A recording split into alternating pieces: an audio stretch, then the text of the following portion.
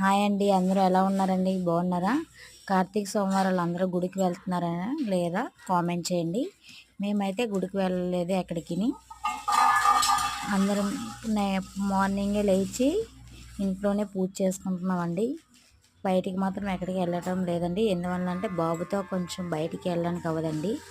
చెప్పవలసిన విషయం ఏంటంటే, ఇప్పుడు నేను కమలాపల్లి జ్యూస్ చేసుకోబోతున్నాము. కమలాపల్లి జ్యూస్ కావాల్సిన పద్ధతిలో ఏమాకలేదు, ఓన్లీ కమలాపళ్ళు ఉంటే చాలండి.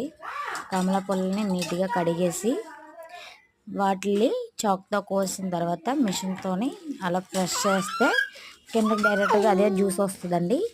వాటిని నీట్గా వడకెట్టిన తర్వాత గ్లాసులో వేసుకొని తాగిడమేనండి. నేనైతే నిన్న డ్రాగన్ ఫ్రూట్ అవి ఉన్నాయండి, జ్యూసు డ్రాగన్ ఫ్రూట్ చక్కగా డ్రాగన్ ఫ్రూట్ తినేసి జ్యూస్ తాగేసానండి. Bye bye.